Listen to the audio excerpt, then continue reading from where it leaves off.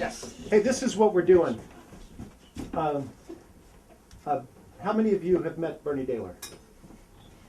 Okay. So sounds like everybody, but one or two. almost except for Emily. So what we're going to do today is we are going to ask Bernie as many questions as possible. The topic is perhaps the comparison and contrast between Bernie's faith system and our faith system. So Bernie is a secular humanist, as you know, and so ask him questions about what he believes and why he believes. Any questions, right? You're willing to take anything. Yeah. Yeah, and then we'll get the dialogue going. Okay, good. Let's get rolling. Okay, here's a handout I have for people. I probably don't have enough because I ran out of ink this morning. Oh, they can share. Yeah, so take one, and if there's not enough to share. Pastor Nathan said I'm a secular humanist. It's not a well-known movement, so if you ask a different person what that is, you'll get a different understanding. For me, I promote critical thinking and morality based on reason and modern science.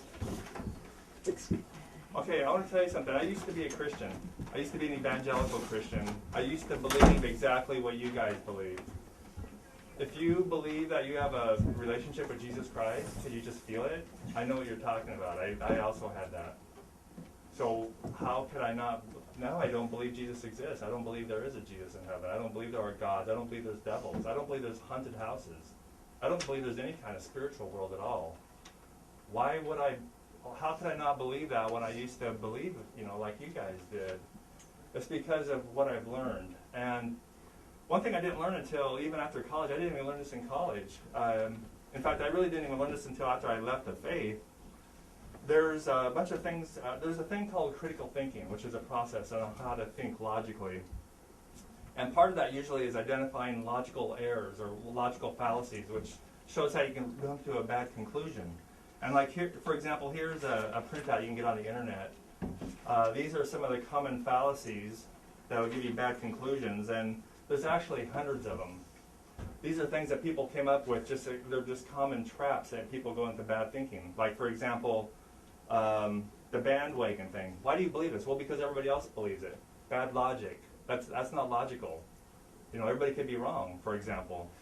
A straw man argument. I could say, Pastor Nathan believes in a guy in the sky with a beard, and he's up there just ready to grant your every wish. See how ridiculous this is? See, that's a straw man argument. That's a trick to misrepresent your opponent's side. So anyway, there's a whole bunch of things like that, and this is something that's really important to learn, so I have a printout here for you. And like I said, there's actually hundreds of these. So I want to tell you that one thing I think is really important is to learn about critical thinking, which entails all these logical fallacies. And the other thing is the importance of evolution. In the year 2000, for the first time, they mapped the human genome. That's all the human DNA. For the first time ever in all of history.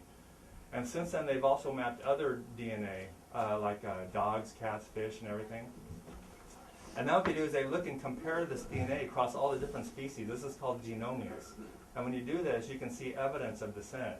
So this is why people say evolution is a fact. It's not debatable whether humans descended from other animals or not. It's a fact. It's a scientific fact. And you probably heard about this upcoming debate with Bill Nye and Ken Ham. Have you guys heard about this? Ken Ham has the Creation Museum in Kentucky, and he's a young Earth creationist. He doesn't believe in evolution. He thinks the universe and the Earth is only about 6,000 years old or 10,000 years old. And so Bill Nye is going to say, look, evolution is a fact, and the Earth is billions of years old. So it's just that's going to be kind of an interesting thing. Interesting moment in history. You guys are going to be able to remember this because it'll probably be famous and a lot of clips on the YouTube about this for years to come. So anyway, that's one thing I want to stress that point is that evolution is a fact, and that will affect your theology because usually when you preach the gospel, what do you start with? Man is a sinner. How did he become a sinner? Well, God made humans perfect, and then they disobeyed God, right? Well, with evolution, we know there was no first man. There's no such thing as a first man because humans descended over time in a population. So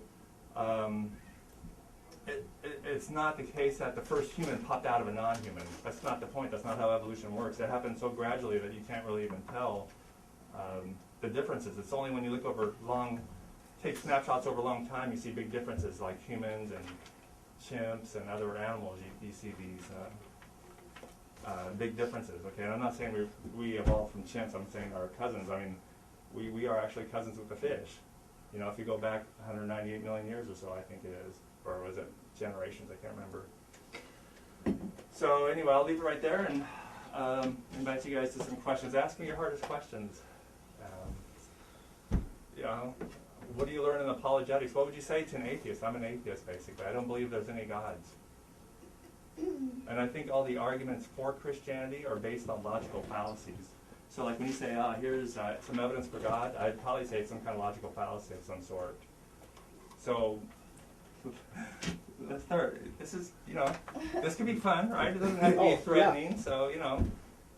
Yeah, okay. Okay, well, I was wondering, in your view, what do you do with, like, consciousness and the self-awareness that seems pretty unique to humans, especially, like, with their very complicated, you know, culture and arts and language and all that stuff, and, because there are, like, 3 common standpoints for consciousness, which is materialism, dualism, and Mysterianism, and I was kind of wondering where you stand on that. Yeah, so, you know, this is actually a fascinating question in science and philosophy.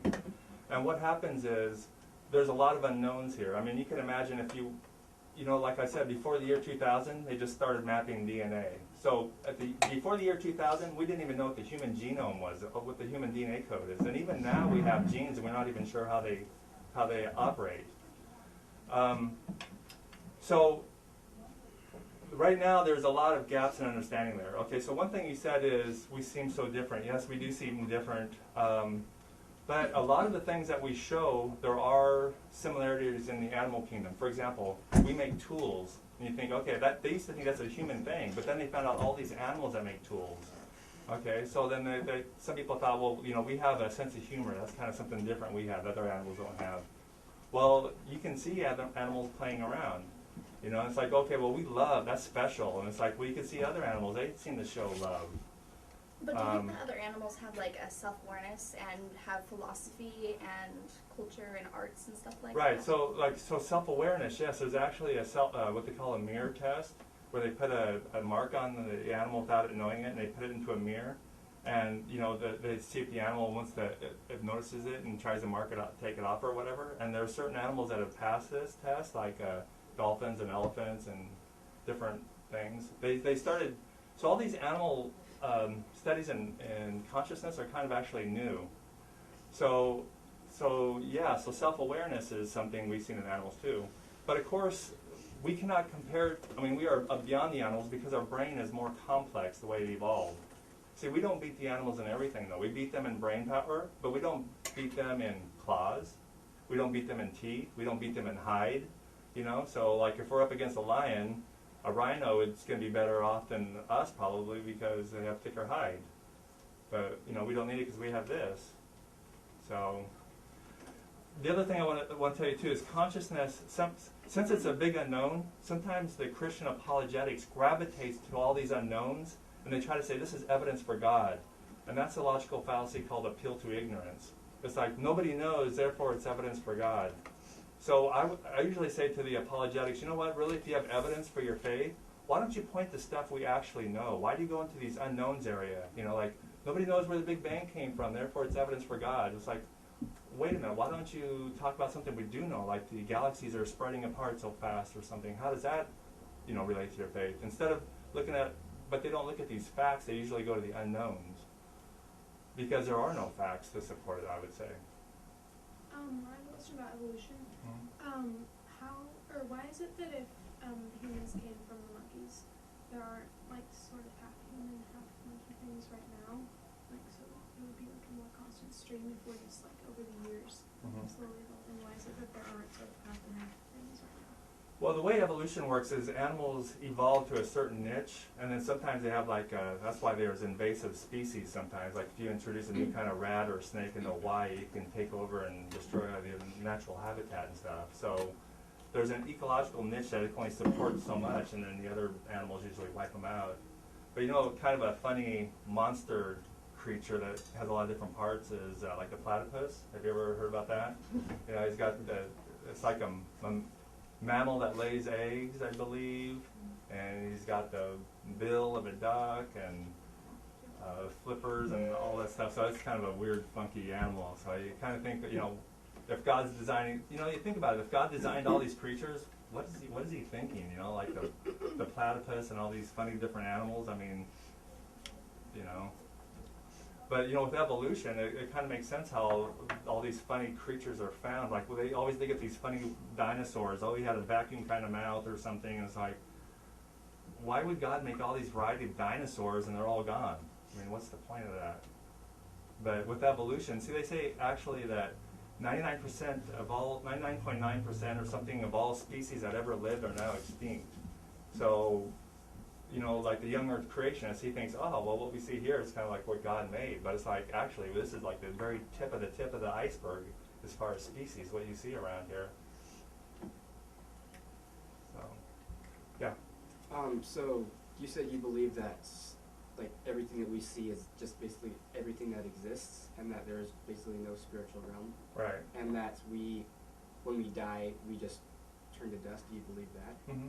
So what is the point of trying to figure out everything, you know, trying to figure out how the universe works, and why do we do all this stuff, you know, engineering, stuff like that? Why do we look at certain elements and say, oh, this has this characteristic and that one has a different characteristic? What's the point of doing all of that if this is all we have? Well, on one hand, you know, in America we feel so safe, so we don't even think about this, but, you know, the fight for survival is actually a very important thing. And, I mean, like most of us, we don't even know about what the military does. The military has trained killers. The world is a really rough place out there. And in order to stay on top and even survive, you have to be prepared to defend yourself, right? And so one thing we do with technology is as soon as they usually invent some kind of new technology, like nuclear physics or something, they usually weaponize it right off the bat, the first thing. Because if your enemy gets this, they're going to kill you. So this is why we race to space for space programs. They call it Star Wars for satellite, you know, the satellite missile defense and attack and all that stuff. So we need to go into science in order just to live in this arms race. This arms race is throughout all of nature. All the animals have an arms race, you know, like the antelope and the cheetah, for example. You know, the antelope, the cheetah chases the antelope, makes it faster, and that's what makes the antelope fast, and that's what gives it the cheetah quicker speed and bigger teeth and claws, and it's just an arms race between the two. If that's the case, Bernie, why in our last Beaverton Religion Forum, and why largely do secular humanists attack Christianity, blaming Christianity for wars in this world? If what you said is true, and I agree with you, why isolate one group of humanity and say, look what you've done, you've caused all these wars? Well, usually what secular humanists do, there's actually this word called planetary. There's a kind of a planetary view that we should take of all of humanity. We are all humans. And it's a fight against what they call tribalism. And usually tribalism is like, my country is the greatest, and sometimes it's like, my God, like our, you know, we're going to war in a banner with our God, and our God will prevail. You know, like somebody might say, let's go fight Iraq for America and for God, you know. And even think about, hey, you know, we're Christians and we're going over there and fight those Muslims. I mean, they might even think on those lines. But Right. But here's the thing: when the secular humanist attacks one of these other tribes, I mean, you're breaking more than one rule of logic on your paper by doing that. You're breaking several of those rules when you do that. Well, usually, But actually what you're doing is you're taking the tribal warfare into the discussion, into the forum. Well, a lot of secular humanists, what they say is that democracy is a superior, I mean, some of them get really specific, and they'll even say democracy is a superior political system, and they'll argue that democracies are not known for rushing off to war, and one of the reasons why they go to war probably is because there's an existential threat against them. I mean, we got to go to war because they're going to come after our country and try to destroy us, so self-defense, we need to go to war, basically. But if every human group is prone to this, I mean, you just gave the classic atheist, secular humanist view of humanity in the world, which is very dark. It's very much founded on survival of the fittest. It's very dark, as you painted it. If that is the secular humanist worldview, why on earth would you turn on one tribe and say, shame on you for starting these wars? I don't understand, I mean, who's turning on a tribe? I don't understand that. Well, for example, in this last Beaverton Religion Forum, you from the stage and then someone from your group, a woman in the audience, made the argument basically saying the Christian system is bankrupt because and she even listed the Iraq War as if it was a Christian war, as if it was a Christian-Muslim war. And you agreed with her. You laid blame on the Christian community for starting wars. And it just doesn't seem, basically, if Christians start wars, and they have, it proves the secular humanist point that the whole system is corrupt and doomed to failure. And of course we're going to have tribalism because it's survival of the fittest. We wouldn't expect world peace. We would expect one tribe to dominate over the other. We would expect some human tribal species to fall by the wayside and disappear. But the thing is, no, see, that's your interpretation about I said the Iraqi war was a Christian war. I never said that or meant that or thought that. And I was just saying if we go to war for oil, it's a bad idea. I know it's a debatable topic. I'm not saying we did go to war for oil. I'm saying if we did, that's something that a secular humanist would not, appreciate or say is a good thing. Mm-hmm. And sometimes people do go to war for oil, but of course they're going to phrase it in a different aspect. So, I mean, I personally don't have a take on it. It's not a big... Well, yes, you do have a take on it because in your worldview, that makes perfect sense. That people are going to go to war for oil because if they get the oil, they're going to survive. No, but the thing you're missing, though, is that I see all of humanity as one family, as one tribe. It's not us against them. We are all humans. We are all Africans, there's a saying. We are all brothers and sisters. We're all related. We're all cousins. It's ridiculous to say, let's go after the other tribe. Well, we can go on, but I think you're making my point. But I mean, if you have the evolutionist worldview, then there's just little space for anyone working together, let alone working in with more than one species even toward peace. Ecobalance is out then. World peace is out. Frankly, it's out because what's going to happen is everything's going to be dynamic and changing, and it's destined to happen. Well, it sounds like you're saying I believe there should be warfare between the races because of evolution.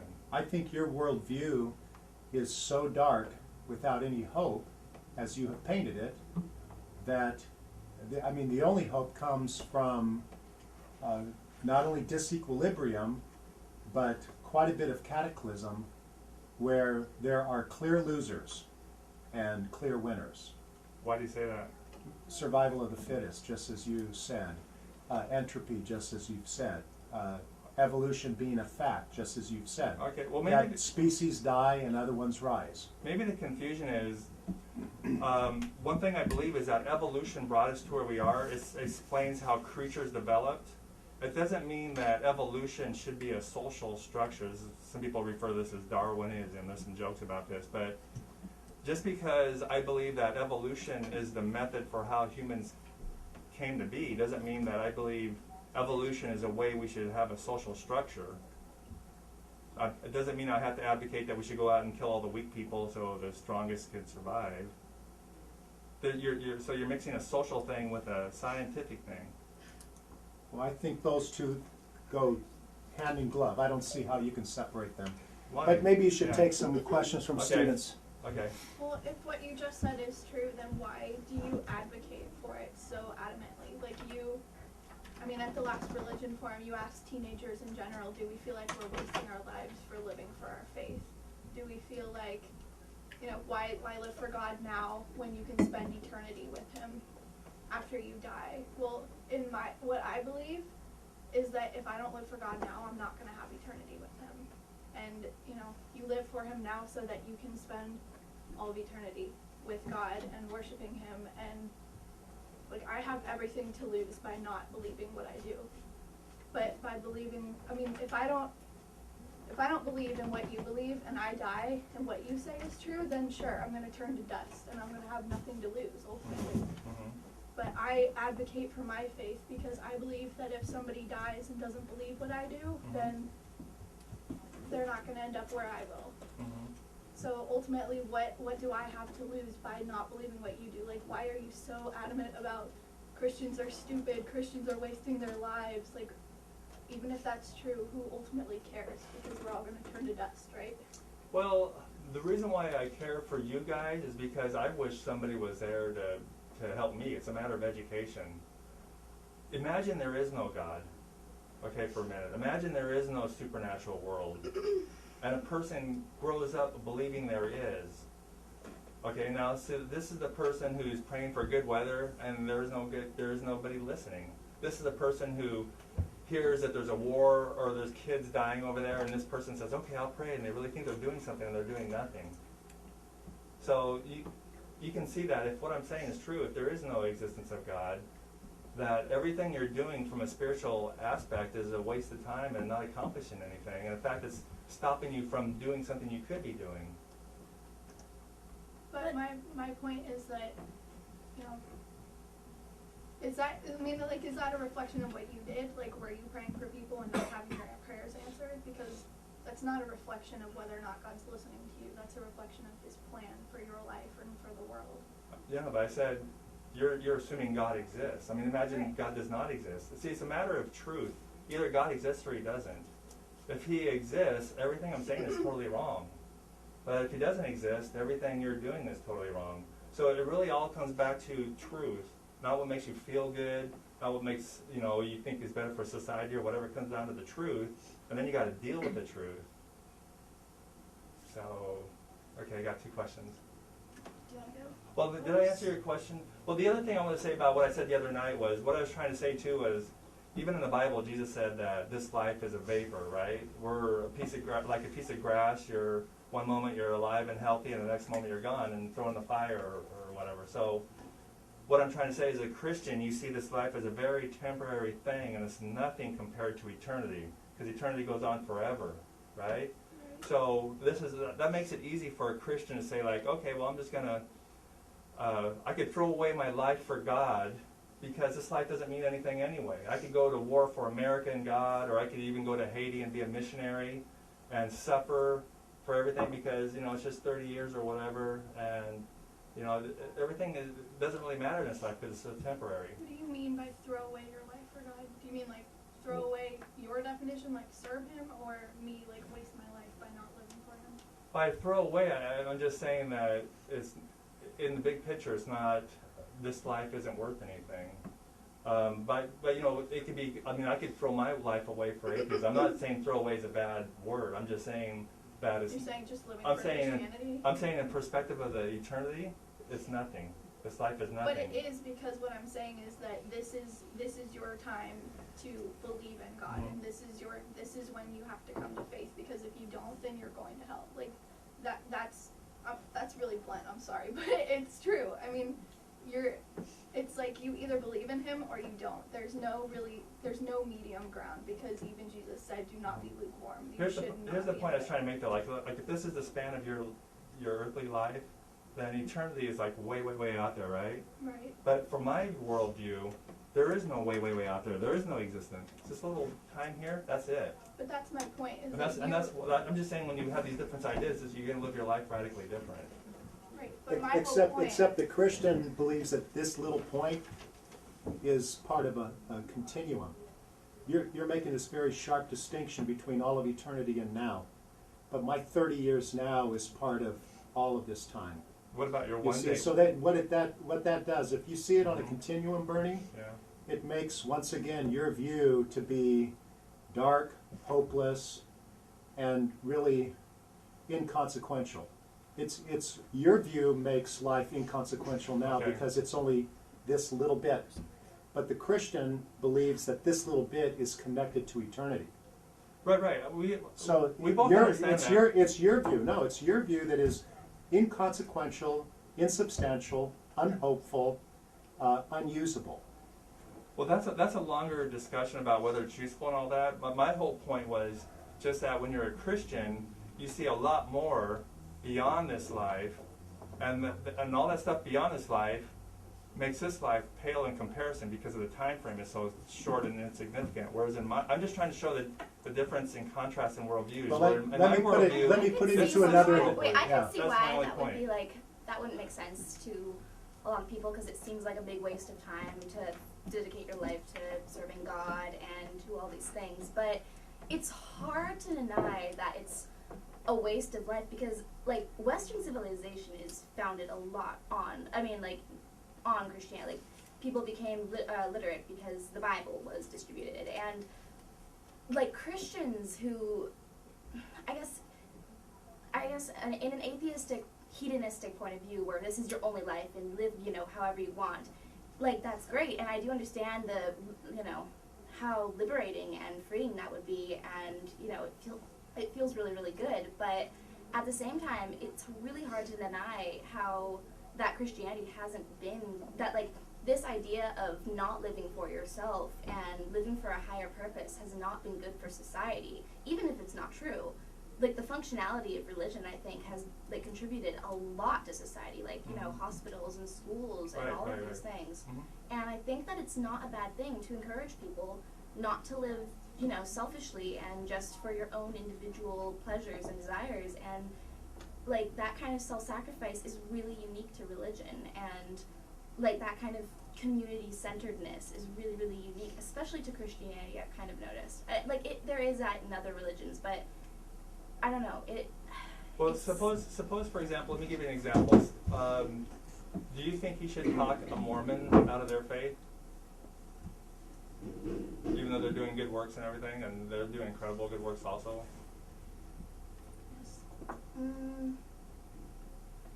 I think you can have a discussion about it with them. But Should you try to deconvert them from their faith? I don't know about adamantly trying to deconvert people unless they actually want to talk about it. But I don't think. Well, it's don't you believe right that? to- Don't you believe that you have the true gospel and their gospel is false? Me myself. Yeah.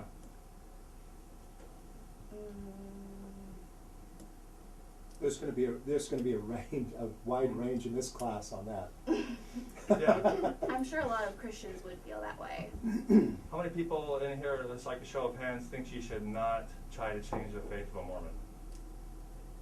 I think it's circumstantial, though. No. I'm sure. So, I mean, how many people are not going to raise their hand no matter what? I think it's one of those things. I don't think that it would matter that much from a non-Christian point of view, because either way, if they're Christian or Mormon, they'll still be doing good works. But I'm trying to ask you from your point of view, though. From your point of view, as an evangelical Christian, if that's what you are, I mean, you could be any kind of faith in here. You could probably be an atheist. You're just going to a Christian school, right? So I'm just saying, even an evangelical Christian, I think, should say we should try to convert a Mormon, because a Mormon has a false gospel, and they're probably not even saved. I mean, they're just following some other corruption of the gospel. So we should try to save them with the truth. And if the Mormon says, oh, but we do such good works. Look at all the good works we're doing. How can you say this is bad? Well, good works and truth are two different topics. That's our perspective, though, but you're an atheist, and you don't have any sort of divine truth that you're mandated to go and tell other people. So why do you feel this need to tear down these you know, these tenets and everything that have done a lot of good for society. Right. So you said I don't have any divine truth. The thing is, there's only one truth. Things are real or they're not. There is no such thing as divine truth and scientific truth. There's only one truth. That's it. That's right. But that's not answering my question. Well, you said I don't. You said why should I care? Because I don't have any divine truth. It's not I about. mean, like, you don't have some mandate that says, go tell all the world that, you know, no religion is real and Right, evolution is the truth. Or It's whatever. my Like, it's my personal interest. That's all. okay. Okay. The reason why, when I first became an atheist, it was very tempting just to say, okay, I'm just going to live my own life now, leave all this alone. And I thought, okay, well, maybe I should teach my kids what I learned so they don't have to go through the same things I did. And I thought, well, maybe I should teach other people too. And so that's why I do it. But do you deny there's some value to the functionality of religion within a culture, even if it's not true? Or do you think that truth Yeah, outweighs definitely there's some everything? value. There's definitely some value to it. And it could be Mormon, Hindu, or whatever, yeah. There's some value to it, but is it true? It's not. And if people say, well, I know God, basically, you know, when you get to a lot of the evidences, there's actually apologists. I don't know if you know Stephen Gregg, but he's actually said this. He's a radio apologist. You know Stephen Gregg? No, I'm so bad on names, Bernie. I'm sorry. He wrote a book, Four Views on Revelation. But anyway, he says, he even said in the debate one time, like, you know, there's all these arguments for or against God. You know, bottom line, I just know God is real because I feel him in my heart. I mean, that's a fallacy, I believe, that you cannot discern truth by your feelings. I mean, I even met with some Mormons, and they said, pray about the Book of Mormon. I did. I prayed about it, and I got a feeling. And my brain goes, what are you doing? You can't believe this. You already know too much. So like, I was a Mormon for like 3 seconds until my brain said, what? Doesn't make sense. Well, on that line of reasoning, wouldn't you not be able to discern truth by sense then? Why? Well, because since your senses are personally yours, you have no way of, if you can't discern truth from feeling, then, which is also something that's personally yours, then you shouldn't be able to discern truth by sense because you can't get other people to agree with it empirically. That's a pretty good question. I think that's a good question that you're thinking about. That I'm glad you raised that up. This is one of the powerful things about the scientific method is it removes subjectivity from the whole endeavor as much as possible. So, for example, and also the scientific method involves reproducing tests and independently verification. So, you know, if you're deluded and you see something, if somebody else doesn't also see it, then it's not real. So one of the ways, like for example, science removes subjectivity, and this has actually been learned by science because science have screwed this up and they've had to catch each other and correct each other. But for example, if you say like, oh, let's do a test on colors. What color is this? And you say red, and somebody says dark red, somebody else says light red. This is not science. This is very subjective. So what they do instead is they try to get a machine and measure wavelengths or something. They'll say it's 850, you know, whatever megahertz or whatever the frequency is. So you learn how to do things scientifically and not subjectively. Because what you see is red or blue, you might change your mind and say it's reddish green or whatever, you know, bluish green or something. So that's what science does, is it removes the subjectivity. That's one of the major objectives of the scientific method. And that's why it's so powerful, because it removes delusions from things. You know, you can see everybody can see a mirage and say, I swear I see a mirage there, but that's just part of our knowledge base. We learn that what you see is not always right.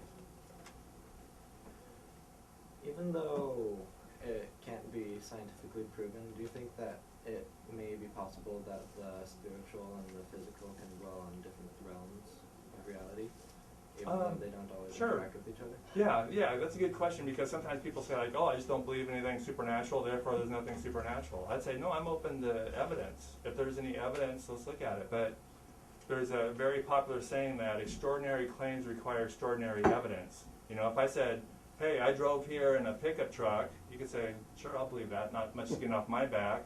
But if I said, hey, I came from another planet and I'm leaving tomorrow, do you want to come with me because the whole world's going to get destroyed by a comet? You better say, wait a minute, I need some evidence here, right, before I put my life in your hands. So, you know, if you're going to make strong claims, you better have some evidence for That's it. a good one, Bernie. Yeah. That's good.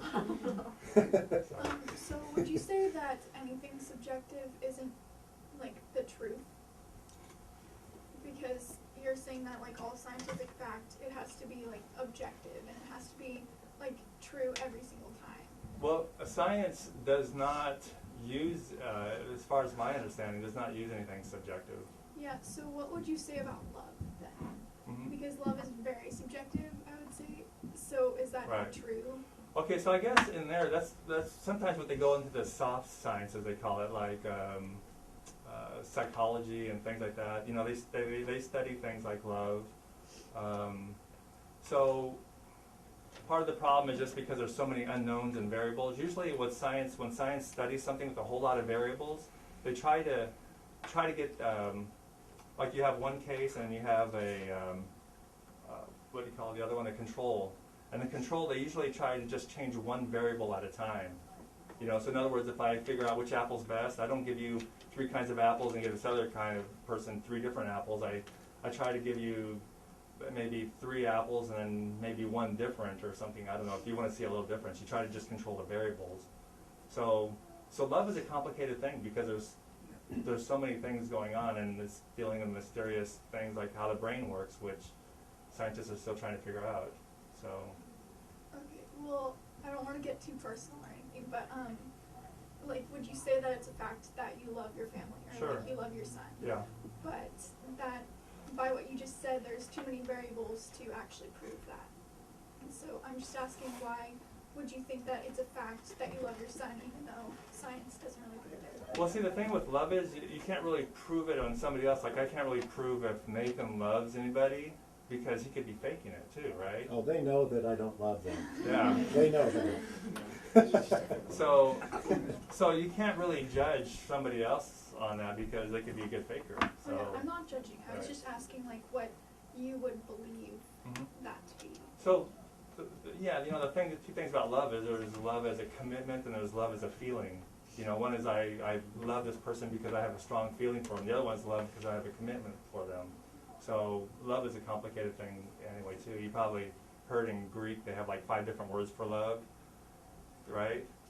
Oh, yeah. So, There's but in quite English, a range there's- of meaning. Yeah. But in English, there's only one word. So, you know, there's like erotic love, a family love, a friend love, and, you know, there's all kinds of different loves. And so it could be a complicated thing. But even the measurement of commitment, that's complicated, wouldn't you say? Could be. I haven't really thought about commitment that much.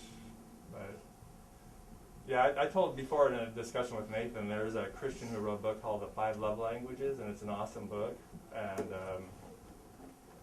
you know, and it's funny, he's a Christian, but he never mentions the Bible or God anywhere through the whole thing. But it's all from really, I think, observation about different ways that show love. There's like 5 major different ways, and I thought it was a pretty brilliant book, actually. So.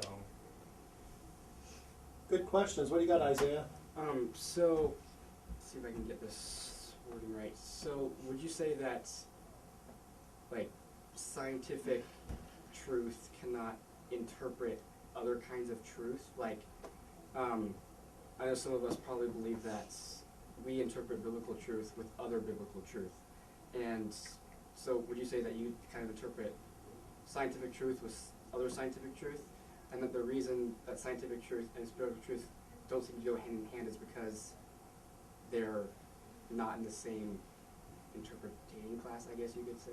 Well, I would say there's no such thing as, like, again, there's only one kind of truth. There's not different kinds of truth. And what's an example of biblical truth? I don't even know what that is. What would be an example of biblical truth, you think? Like just something that the Bible says. You're asking, is that Like you're like asking? what, for example? Can you come up with something? Well, that Jesus died on the cross. I mean, that's the obvious one. Okay, that's a claim. That's not a. Okay. That's Okay. something you can take as a fact if you want to, but that's a historical claim. Just like other claims, like, you know, who is the emperor of Rome or something, and so you need to look at it to see if you think it's true. So the existence of George Washington, President of the United States, is that a historic claim? Mm-hmm. Right, because you can't scientifically prove, and we don't have any eyewitnesses left, right? Well, there's some scientific inquiry can go into it. For example, somebody might say, like, here's a piece of evidence. It's something written by his own hand. So you can use some science and say, okay, let's date this paper, see if it's real or just fabricated. You know, and you use logic and reason to see if things add up together. But you're not going to be able to, by taking a paper sample, you're not going to be able to prove that George Washington existed. Right. So it's all a matter of deduction, looking at the evidences and making a deduction. So that's the existence of George Washington is a historical claim, period. It is, but I would say it takes scientific thinking. But that's going to fall short. No, right? I mean, no. So how is scientific evidence going to move George Washington's existence from historical claim to fact? Okay, so I just said scientific thinking, not evidence. Thinking like a scientist. But we want to scientifically prove. There's only one truth. I think Right. we all agree on that.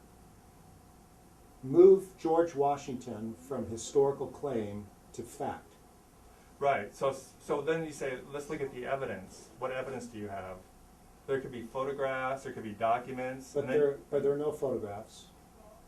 I don't know what there is. 'Cause I Well, haven't looked into there was it. no photography in George Washington's day. So the point is, look at the evidence. What evidence do you have? I know, that's what I'm asking you. Mhm. I'm asking you, according to your sphere, your criteria for acceptable evidence, to make something move from the column of claim to fact. Right. What is necessary to prove that George Washington is a fact? Okay, specifically George Washington? Yeah, specifically Okay. George Washington, because Right. the reason why is that it's really easy, it's another logical fallacy that you're slipping into. That because more historical time has lapsed between us and Jesus, we can't prove it. Well, let's shrink the time. Let's just shrink it to George Washington and then see if we can prove that. So take a stab at it. Okay, so I would say, personally, I have not looked into the evidence specifically for George Washington. And part of that is because, like I said earlier, extraordinary claims require extraordinary evidence. It doesn't really affect my life that much. You know, like you say, I need to accept Jesus or else, I'm lost, I'm going to go to hell. Those are big consequences. So it's a big thing to look into. So I spent a lot of my time, and I did not leave the faith easily. In fact, I would have stayed in the faith if I could just find one little thread to hold on to. Yeah, but Bernie, the process would be the same. Right. The process for moving Jesus from claim to fact concerning his existence would be the exact same scientific process as you would for George Washington. So Right. yeah, I agree. one might be a bigger claim than the other. One might impact your life more than the other. But try it. Tell us how we would prove George Washington's existence by your criteria for proof.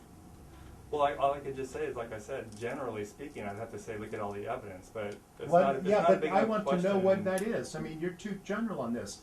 You have to give more specifics. For this. Huh? And I think that there's a general consensus that Jesus is a historical figure, but there's a lot of supernatural claims that go along with Jesus that don't go along with George Washington. So No, but I'm just asking for the existence, and Bernie should, in his system, if he's going to put so much value on scientific evidence and proof, he should be able to tell us today how that works. But why should I care? Because science, listen, it's very simple. Science has been working for a long time to give to us a very precise list of criteria and steps to prove anything. We do it. So do it. Take us into your laboratory and tell us how we prove the existence of my great-grandfather or my great-great-great-grandmother or one of my distant relatives, Meriwether. Tell us how we do that. But why should I care about that? I mean, if I did that seriously, it would take a lot of time. No, you should care about your method. And I know you can't answer it because you can't tell me what your method is. You could just say scientific evidence or scientific practice, but Bernie, you don't even know what that means. That's my point. You can't tell me how we prove the existence of George Washington. You can't tell me how you prove the existence of Jesus. You cannot tell me.